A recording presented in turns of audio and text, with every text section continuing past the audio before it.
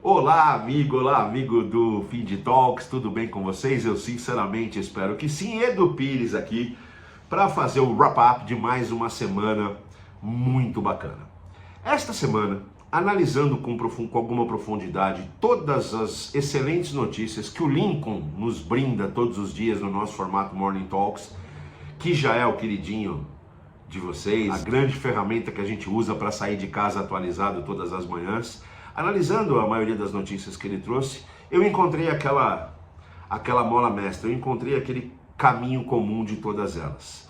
Se a gente olhar para as notícias que me tocaram e que me chamaram a atenção, lá na segunda-feira o acordo de 4 bilhões entre a Amazon e a IA Anthropic, uma empresa de inteligência artificial, a Amazon colocando de forma definitiva o seu pé com muita força nesse assunto.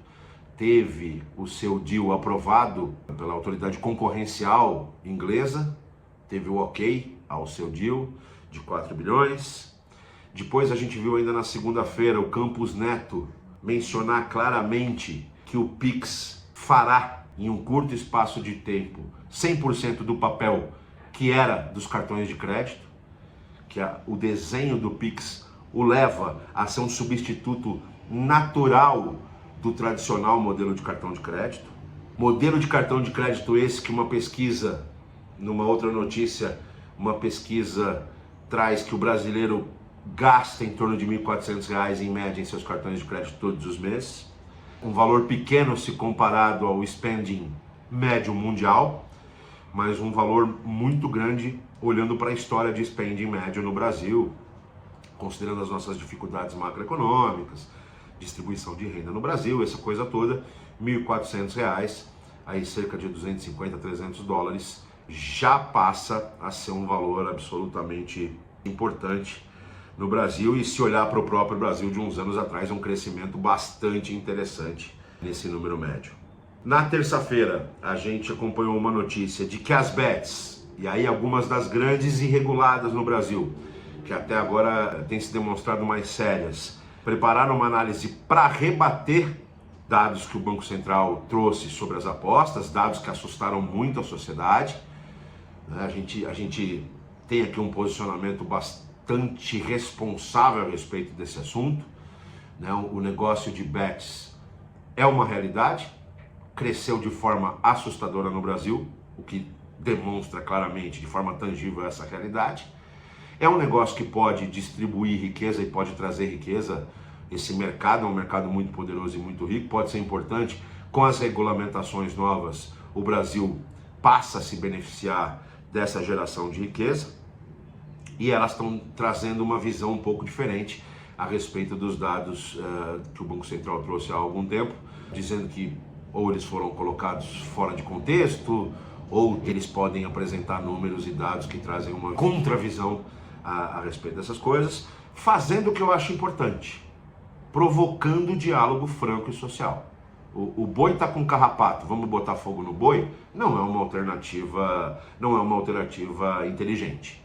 Muitas e muitas sociedades evoluídas têm a bet, têm o jogo como parte de sua economia produtiva, regulado, sério, observado pelo regulador, e produzem riqueza com isso.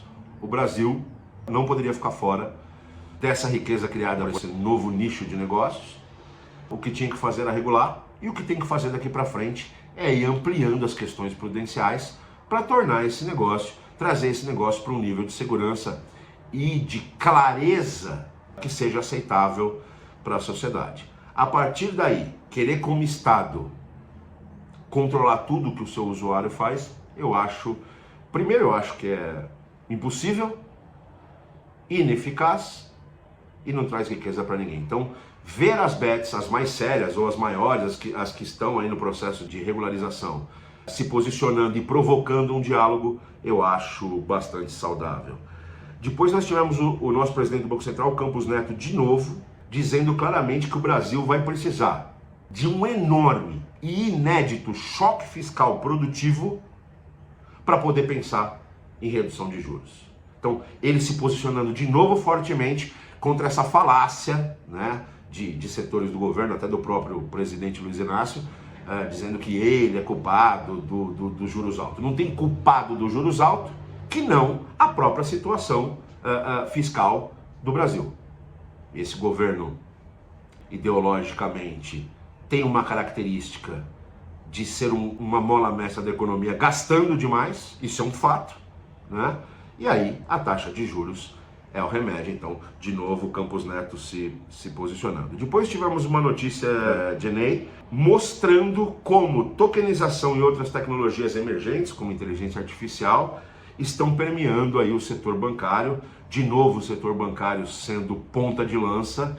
Não tem fintech ou banco que não esteja olhando para as novas tecnologias, em especial duas das mais revolucionárias dela, que é blockchain, tokenização e o mundo da inteligência artificial. Todo banco, toda fintech tem lá no seu arcabouço estratégico um capítulo importante sobre esses temas. Alguns estão mais evoluídos, outros menos, mas está todo mundo olhando para isso com bastante inteligência. Temos também uma notícia da CELPAG, para tentar superar as 1000 franquias ainda em 2024. Ela lançou um produto de utilização de cripto no POS, bem interessante, usabilidade da criptoeconomia nos POS, bastante interessante o que a CELPAG lançou. Mas percebam, né? Como a gente está nesse novo formato aqui do Fim de Talk, a gente não está relendo a notícia. Mas percebam como essas notícias demonstram entre si o momentum da inteligência artificial e da criptoeconomia para os nossos mercados, e como, quando essas novas tecnologias começam a gerar muita informação noticiosa, automaticamente o regulador também começa a aparecer.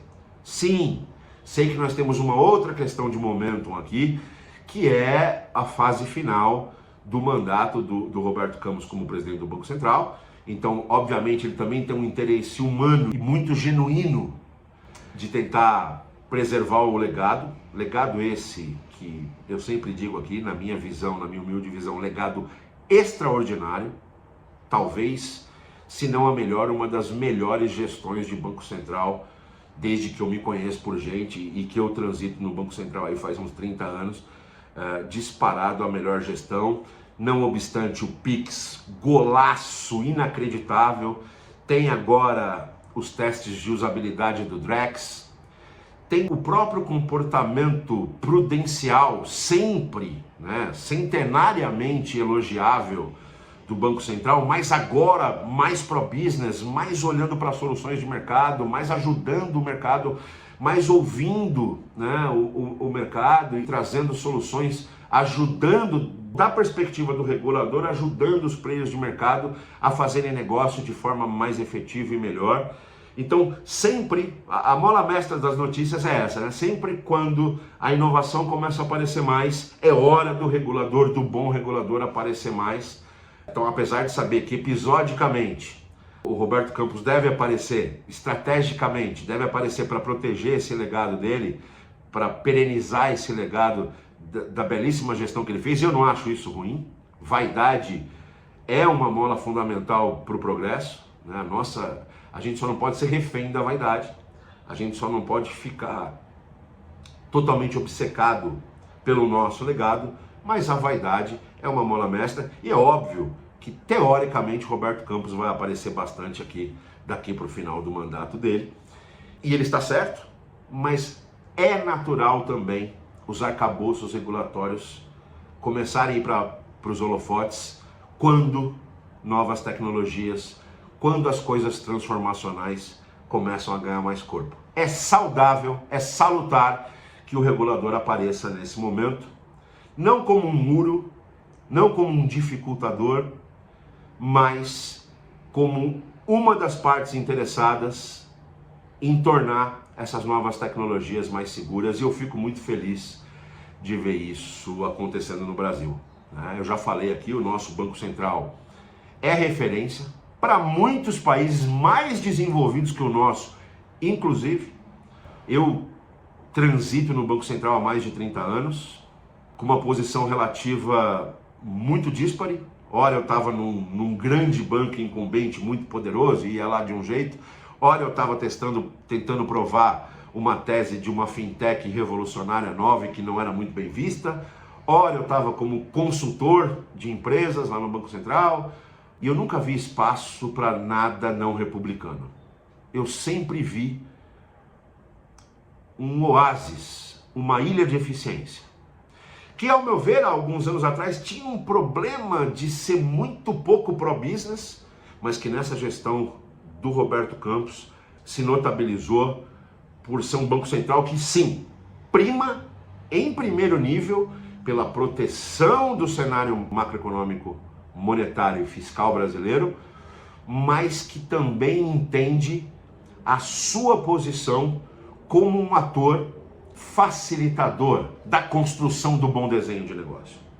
Então, quando eu olho para as notícias que nós, aqui no nosso outro formato, veiculamos, e eu vejo um equilíbrio entre novidades tecnológicas e aparece, na consequência, aparece o regulador com um forte posicionamento, eu acho isso absolutamente extraordinário, mostra que as forças produtivas e as forças prudenciais do Brasil estão andando mais irmanadas e chegarão a lugares comuns mais legais, como foi a criação e a revolução trazida pelo Pix, como será a criação e a revolução que o Drex trará. As 14 iniciativas iniciais de teste de usabilidade versam sobre vários assuntos, como dissemos aqui há 2 programas, são extraordinárias.